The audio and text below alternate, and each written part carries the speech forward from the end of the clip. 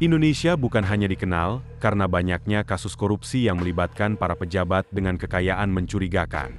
Di balik itu, negeri ini sebenarnya adalah tanah yang sangat kaya akan sumber daya alam. Kekayaan ini bukan isapan jempol. Indonesia menyimpan potensi luar biasa di sektor pertambangan yang jika dikelola dengan baik, bisa menjadi penopang utama perekonomian nasional. Bahkan, ada tambang di negeri ini yang mampu menghasilkan ratusan miliar rupiah dalam sehari. Dan kali ini, kita akan melihat lebih dekat 8 tambang terbesar di Indonesia, yang menjadi bukti nyata betapa melimpahnya berkah alam yang dimiliki oleh negeri kita tercinta. Dimulai dari yang paling terkenal, tambang Grasberg di Kabupaten Mimika, Papua Tengah. Tambang ini bukan hanya dikenal di Indonesia, tapi juga di seluruh dunia. Grasberg adalah tambang emas terbesar di dunia, sekaligus tambang tembaga terbesar ketiga secara global.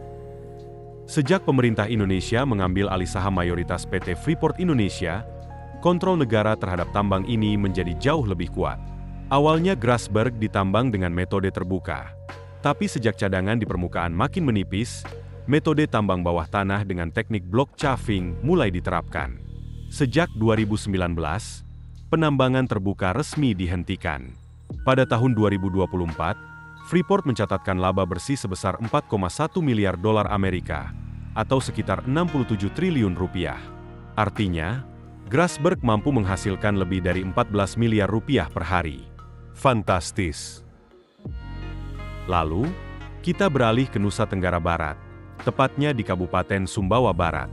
Disinilah berdiri tambang batu hijau, salah satu penghasil tembaga dan emas terbesar di Indonesia. Dikelola oleh PT Aman Mineral Nusa Tenggara, tambang ini mulai beroperasi sejak akhir 1999. Selain menghasilkan konsentrat tembaga dengan kualitas tinggi, batu hijau juga mengandung emas dan perak yang menambah nilai ekonominya. Dari Januari hingga Juni 2025 saja, tambang ini meraih pendapatan sekitar 182,6 juta dolar AS atau lebih dari 2,99 triliun rupiah.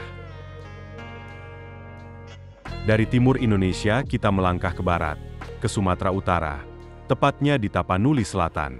Di sana terdapat tambang Martabe, tambang emas dan perak yang dikelola oleh PT Agincourt Resources.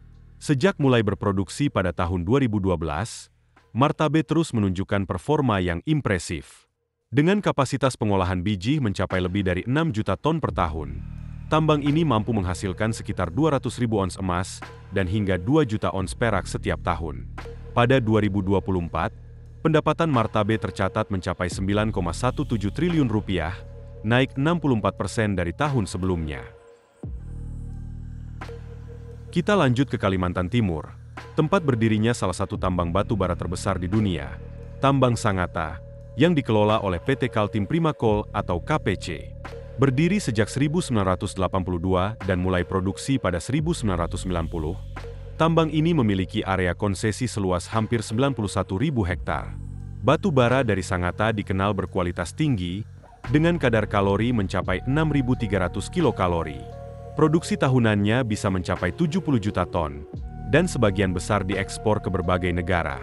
Pada tahun 2021, KPC mencatat pendapatan sebesar 3,08 miliar dolar AS atau sekitar 48 triliun rupiah. Kini kita menuju Sulawesi Selatan, tepatnya di Luwu Timur, tempat berdirinya tambang nikel Sorowako yang dikelola oleh PT Vale Indonesia. Tambang ini merupakan salah satu tambang nikel terbesar di dunia dan telah beroperasi sejak tahun 1968. Sorowako yang dulunya hanya sebuah desa kecil, kini berkembang menjadi pusat industri nikel yang penting, baik untuk perekonomian lokal maupun nasional. Pada semester pertama tahun 2024, tambang ini menghasilkan pendapatan sebesar 478,75 juta dolar AS atau sekitar 7,79 triliun rupiah. Selanjutnya, kita ke Bangka Belitung, daerah yang telah dikenal sebagai penghasil timah sejak abad ke-17. Tambang timah Bangka Belitung, yang kini dikelola oleh PT Timah Tbk, memiliki sejarah panjang, mulai dari era Kesultanan Palembang, penjajahan Belanda, hingga kini menjadi perusahaan BUMN. Meskipun menghadapi tantangan dari maraknya penambangan ilegal, PT Timah tetap menjadi salah satu pemain utama industri timah dunia. Pada semester pertama 2025, pendapatannya mencapai 4,22 triliun rupiah.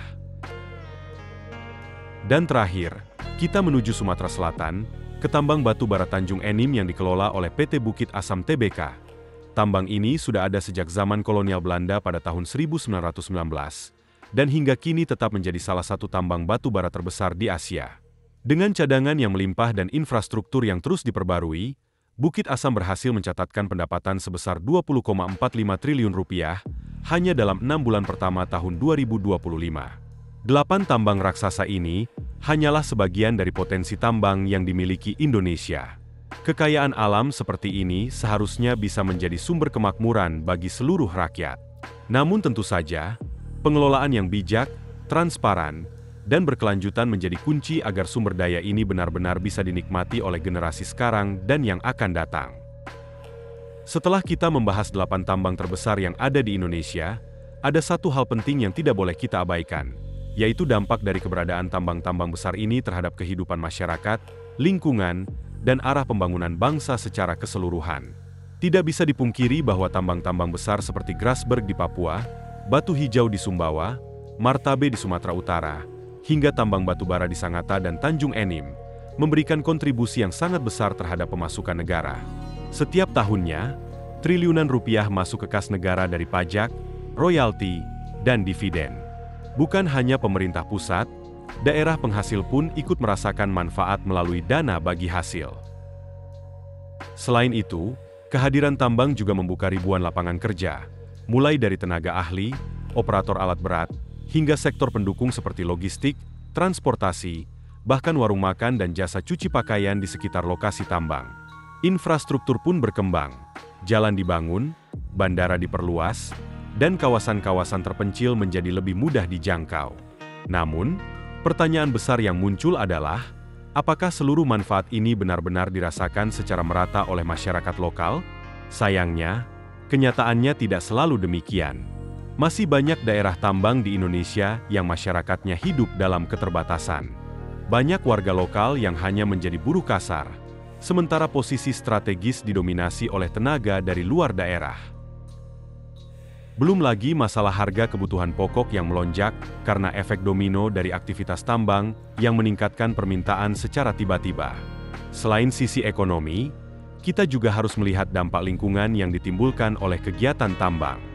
Sebesar apapun kontribusinya terhadap pendapatan negara, harus diakui bahwa pertambangan adalah aktivitas ekstraktif yang meninggalkan jejak kerusakan yang besar jika tidak dikelola dengan bijak.